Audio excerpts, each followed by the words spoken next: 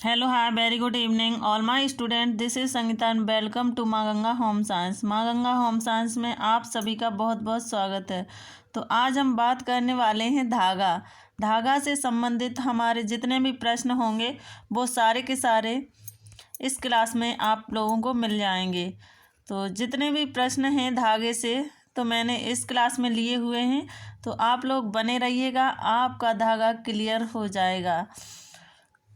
तो ये हमारी टेक्सटाइल का यानी एक चैप्टर है धागा, उसी से हमने ये उठाया है। जो क्वेश्चन हैं वो लिए हैं। तो पहले प्रश्न पर आते हैं। पहला प्रश्न है हमारा, पहला प्रश्न क्या कह रहा है कि धागा क्या होता है। धागा क्या होता है। तो धागा क्या होता है। धागा एक रेशा होता है या रेशे का गुच्छा होता है या रेशे को मरोड़कर बनाई गई लंबी संरचना होती है। धागा क्या होता है या कपड़ा होता है। क्या होता है आप लोगों को बताना भी होगा, कमेंट बॉक्स में आंसर भी करना होगा कि धागा क्या होता है। तो इसका जो राइट आंसर होगा वो होगा रेशे को मरोड़कर बनाई गई लंबी संरचना धागा क्या यानी धागा कहलाता है। तो इसका जो राइट आंसर होगा सी इज द राइट आंसर। अगले प्रश्न पर आते हैं। अगला प्रश्न है हमारा, धागा बनाने की प्रक्रिया कहलाती है। धागा बनाने की प्रक्रिया क्या कहलाती है। बुनाई कहलाती है, कताई कहलाती है, रंगाई कहलाती है, छपाई कहलाती है। क्या कहलाती है धागा बनाने की प्रक्रिया। बुनाई को हम क्या वीविंग कहते हैं, रंगाई डाइइंग, छपाई प्रिंटिंग और इसे क्या कताई को स्पिनिंग कहते हैं। तो यही हमारी धागा बनाने की क्या है प्रक्रिया है। B is the right answer. अगले प्रश्न पर आते हैं। प्रश्न नंबर थर्ड। प्रश्न नंबर थर्ड कह रहा है धागे की मजबूती किस पर निर्भर करती है। धागे की मजबूती किस पर निर्भर करती है। तो रेशे की लंबाई, मरोड़, ट्विस्ट, रेशे की गुणवत्ता, उपर्युक्त सभी। तो ये किस पर निर्भर करेगी। तो रेशे की जो लंबाई वो मजबूती है वो इन सभी पर निर्भर करती है। रेशे की लंबाई, ट्विस्ट, रेशे की गुणवत्ता, ये सभी इसमें आ जाते हैं। D is the right answer. अगले प्रश्न पर आते हैं। अगला प्रश्न है मरोड़। मरोड़ मतलब ट्विस्ट का मुख्य उद्देश्य क्या है। धागे को मोटा बनाना, नो। धागे को चमकदार बनाना, रेशे को आपस में बांधना, धागे को रंगना, नहीं। तो हमें क्या रेशे को आपस में बांधना मुख्य उद्देश्य होता है। अगला प्रश्न है हमारा, अगला प्रश्न कह रहा है कम मरोड़ वाला धागा कैसा होता है। कम मरोड़ वाला धागा कैसा होता है। तो अधिक मजबूत होता है या कठोर होता है, मुलायम होता है, भारी होता है। भारी नहीं होगा, कठोर भी नहीं होगा, अधिक मजबूत भी नहीं होगा, क्योंकि उसमें कम मरोड़ है। तो इसका जो राइट आंसर होगा सी इज द राइट आंसर, मुलायम होगा। अगला प्रश्न है, अगला प्रश्न कह रहा है अधिक मरोड़ वाला धागा, अधिक मरोड़ वाला धागा होता है कमजोर, फिसलन वाला, कठोर व मजबूत, रुई जैसा। कैसा होता है अधिक मरोड़ वाला धागा। अधिक मरोड़ वाला धागा कैसा होगा। तो अधिक मरोड़ वाला धागा होगा कठोर व मजबूत। सी इज द राइट आंसर। अगले प्रश्न पर आते हैं। अगला प्रश्न कह रहा है सूत, कॉटन यार्न किस प्रकार का धागा है। सूत मतलब कॉटन यार्न किस प्रकार का धागा है। तो फिलामेंट धागा है, स्टेपल धागा है, कृत्रिम धागा है या मिश्रित धागा है। फिलामेंट तो नहीं होगा। फिलामेंट प्रकृति में कौन सा, रेशम को कहते हैं। किसे, रेशम को कहते हैं फिलामेंट, जो प्राकृतिक जगत से प्राप्त होता है। स्टेपल स्टेपल में हमारे प्राकृतिक जगत के ही होते हैं। इसमें कौन कौन से आते हैं? तो सबसे पहले कपास आता है, और कौन? लीनन आता है, जूट है, हेम्प है। ये सभी किस्में स्टेपल में आ जाते हैं। कृत्रिम में नायलॉन है, डेक्रोन है, पॉलिस्टर है। ये सभी किस्में कृत्रिम में आ जाते हैं। मिश्रित धागे, इनसे मिश्रित किए हुए धागे वो मिश्रित कहलाते हैं। तो इसका जो राइट आंसर होगा वो स्टेपल हो जाएगा। B is the right answer. अगला प्रश्न कह रहा है, रेशम का धागा किस प्रकार का होता है? स्टेपल होता है, कृत्रिम होता है, फिलामेंट होता है, या मिश्रित होता है? अभी मैंने आप लोगों को जस्ट बताया है। तो ये कैसा होता है? तो ये फिलामेंट होता है। सी इज द राइट आंसर। अगला प्रश्न कह रहा है, धागे की मोटाई मापी जाती है किसमें? डेनियर में, टेक्स में, काउंट में, इन सभी में। तो धागे की मोटाई किस में नापी जाती है? तो इन सभी में नापी जाती है। अगला प्रश्न होगा,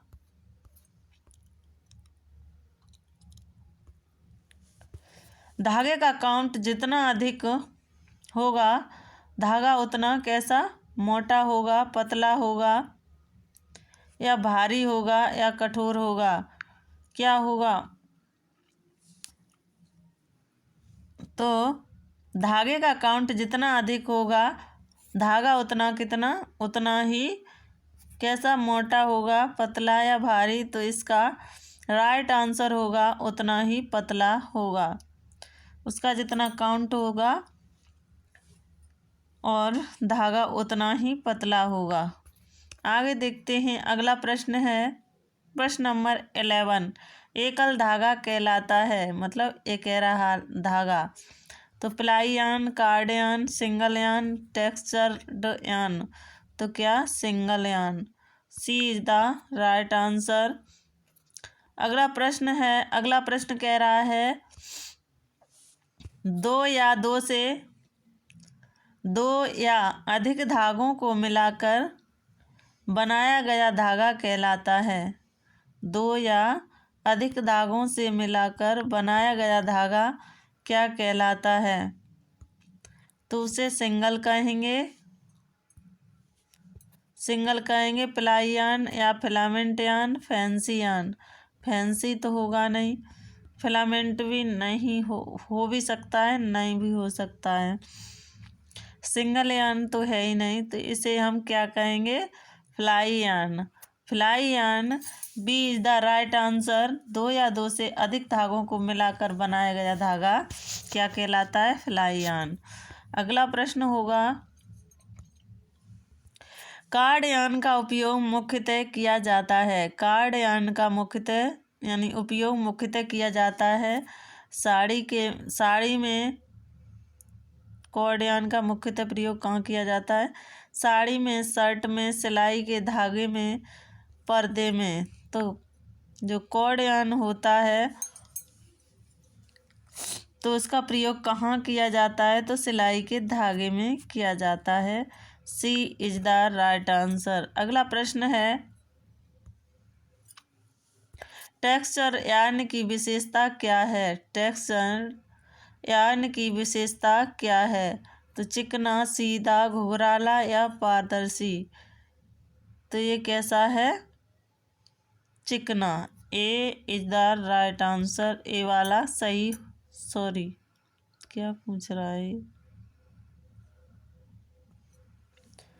टेक्सचर्ड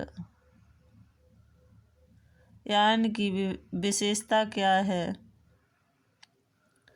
पारदर्शी, घुघराला, चिकना, सीधा। इसका जो राइट आंसर होगा वो ए होगा। ए इज द राइट आंसर। ये गलत दे दिया। अगला प्रश्न है, फैंसी यार्न का उपयोग होता है कहाँ? दैनिक वस्त्र में, तकनीकी वस्त्र में, सजावटी वस्त्र में, अंतर वस्त्र में? तो कहाँ होता है? सजावटी वस्त्र में। अगला प्रश्न है, धागे की लचक इलास्टिक इलास्टिसिटी का प्रभाव पड़ता है? तो कपड़े की फिटिंग पर, कपड़े की चमक पर, रंगाई पर या सिकुड़न पर? किस पर पड़ता है? तो कपड़े की फिटिंग पर जो इलास्टिसिटी का प्रभाव पड़ता है। ए इज द राइट आंसर। ए वाला क्या सही हो जाएगा। अगला प्रश्न होगा, प्रश्न कह रहा है कमजोर धागे से बना कपड़ा होगा कैसा? कमजोर धागे से बना कपड़ा कैसा हो सकता है? टिकाऊ होगा, नो। मजबूत होगा, नो। चमकदार, जल्दी फटने वाला। कैसा? जल्दी फटने वाला। सी इज द राइट आंसर। अगला प्रश्न होगा, धागे की समान मोटाई कहलाती है टेक्सचर, इवननेस, काउंट और डेनियर? धागे की समान मोटाई क्या कहलाती है? तो ये कहलाती है इवननेस। क्या? Evenness. B is the right answer.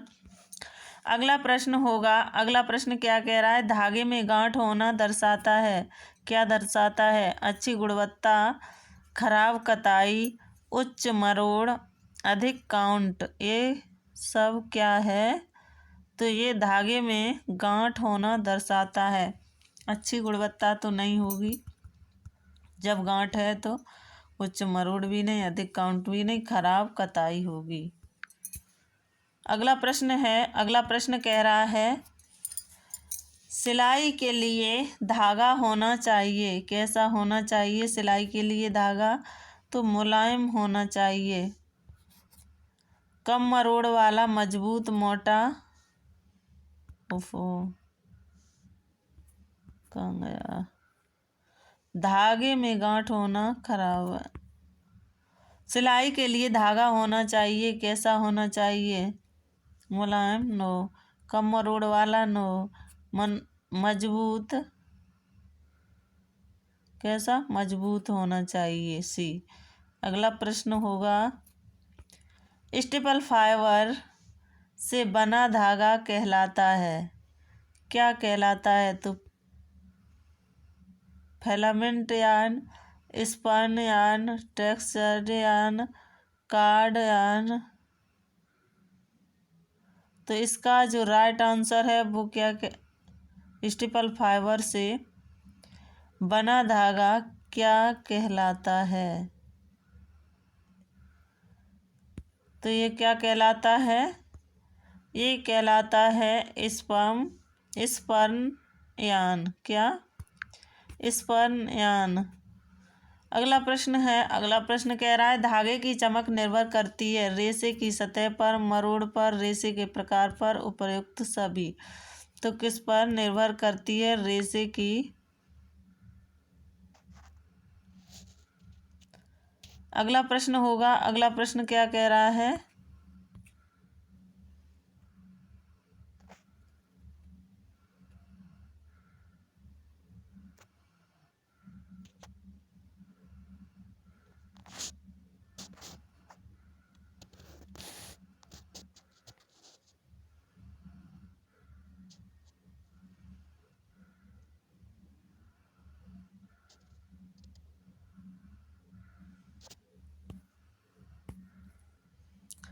अगला प्रश्न है हमारा, अगला प्रश्न क्या कह रहा है?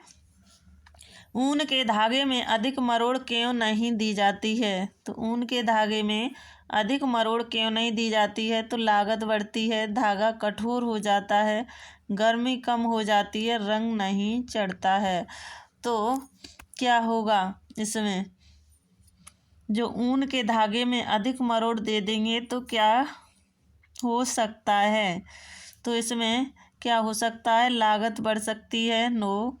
धागा कठोर हो सकता है, हो सकता है। गर्मी कम हो जाती है, रंग नहीं चढ़ता है, ऐसा कुछ नहीं है। तो इसका जो राइट आंसर है बी हो जाएगा। B is the right answer. अगला प्रश्न है, अगला प्रश्न है धागे का मुख्य गुण नहीं है मजबूती, लचक, रंग, समानता? तो मुख्य गुण में रंग नहीं आता है।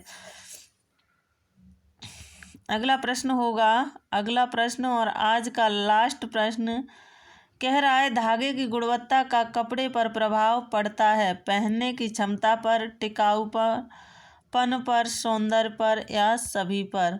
किसका प्रभाव पड़ता है कपड़े पर? तो ये सभी पर पड़ता है। धागे की गुणवत्ता का प्रभाव यानी कपड़े पर प्रभाव पड़ता है इन सभी का, पहनने की क्षमता पर, टिकाऊपन पर और सौंदर्य पर। तो लगता है आप लोगों को सही से समझ में आ गया होगा। जो क्वेश्चन थे आप लोगों को कैसे लगे आप हमें अवश्य बताएं। Thank you so much. मिलते हैं हम ऐसे ही क्वेश्चनों के साथ अगली क्लास में।